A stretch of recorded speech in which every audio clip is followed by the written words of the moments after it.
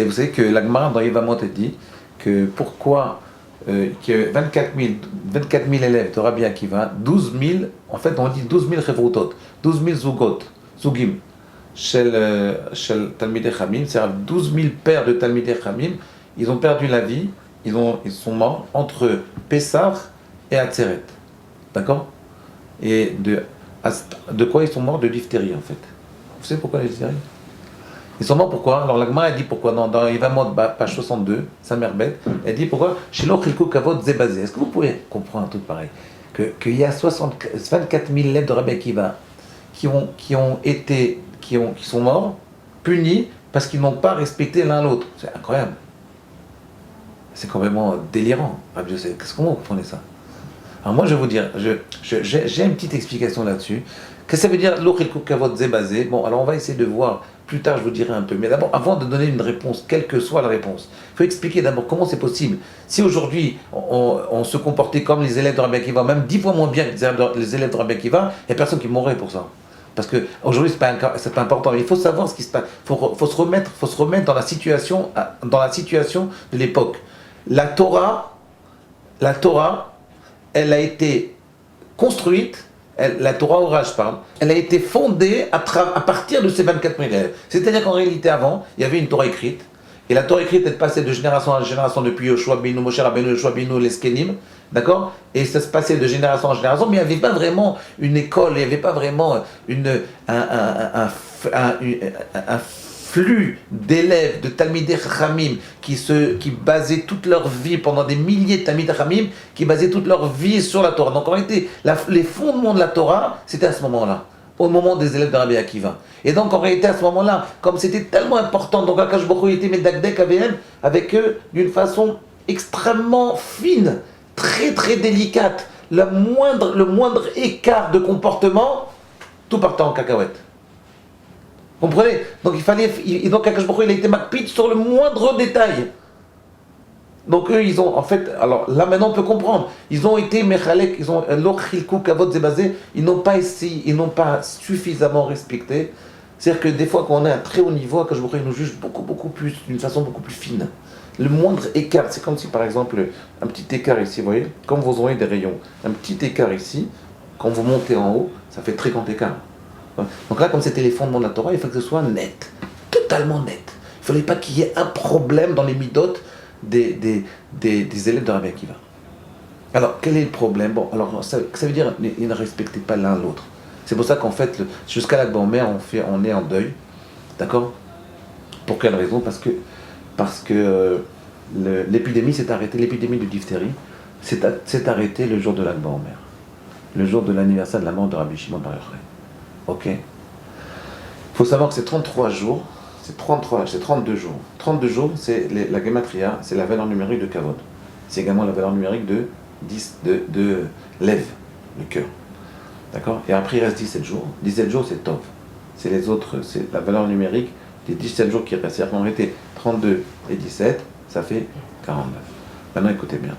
Je suis pas là pour vous faire, je suis pas venu aujourd'hui pour vous faire des gematria, faut vous imaginer. Alors, regardez. Qu'est-ce que ça veut dire n'ont pas été mechalek kavod et basé? Alors, moi j'ai une petite théorie là-dessus. C'est en réalité j'ai l'impression, ici je critique personne. Ça s'est passé, cette faute-là, elle s'est passée à un niveau tellement fin que même on n'a aucune notion de ce que ça peut être. Mais même si c'est tellement fin, on peut essayer peut-être de dire un petit truc. Vous êtes d'accord avec ça? Vous permettez de dire un petit truc. Moi je vais vous dire, j'ai l'impression des textes qu'on lit dans le Zohar, des textes qu'on lit dans à peu près tous les Gmarot qui parlent de Salamar, de Yevamot, page 62, c'est qu'en réalité, les élèves de Rabbi Akiva, ils étaient tellement essoufflés, ils étaient tellement épatés par leur rave, ils étaient tellement dans une vision verticale, vous voyez, que le niveau horizontal, ils l'oubliaient.